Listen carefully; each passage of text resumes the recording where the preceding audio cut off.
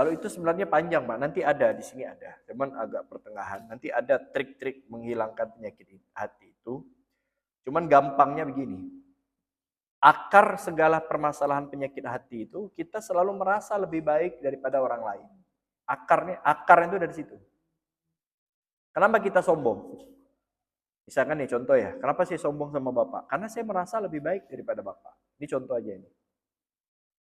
Kenapa saya dengki sama ibu? Karena saya merasa saya lebih baik daripada ibu. Harusnya saya yang mendapatkan kenikmatan itu, bukan ibu. Karena saya lebih bagus. Saya lebih baik, saya lebih berhak. Akarnya begitu. Nah, maka cara gampangnya, ini gampang dulu nih, ini obat-obat warung lah istilahnya. Obat warung nih, parastamol lah gitu kan. Caranya ya, kita jangan pernah memandang rendah orang lain. Tidak boleh.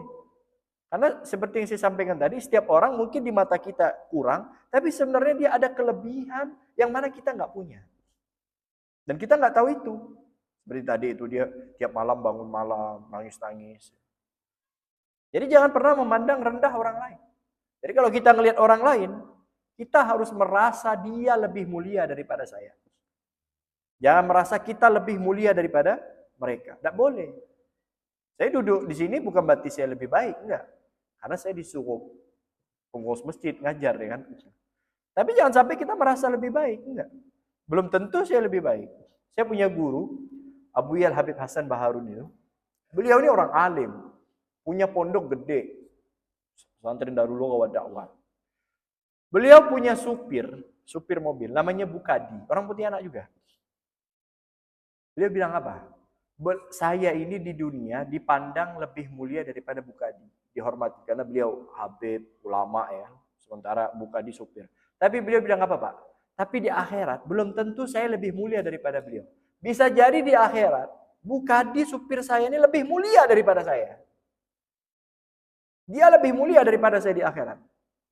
Padahal ini orang besar. Nggak mau mandang rendah orang lain. Al-Imam Al-Habib Abdullah bin Alawi Al-Haddad. Ini orang alim, wali, kutub.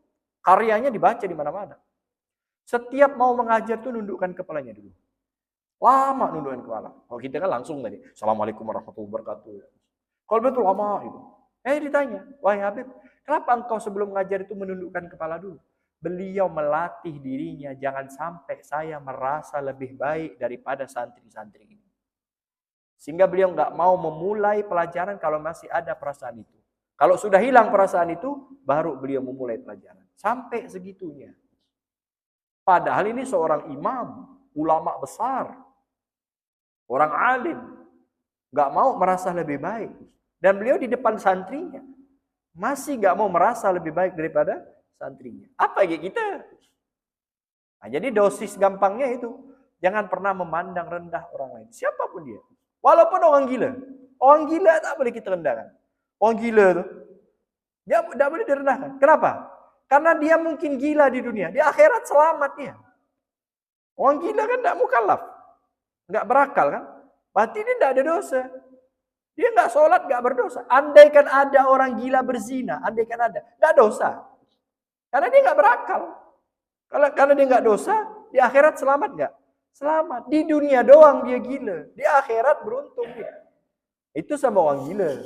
Apalagi orang yang kayak kita nih. Jadi jangan pernah memandang rendah orang lain, jangan pernah. Karena bisa jadi orang itu mulia di sisi Allah Subhanahu wa taala tanpa kita ketahui. Wallahu a'lam bishawab. Baik, sudah masuk waktu Isya.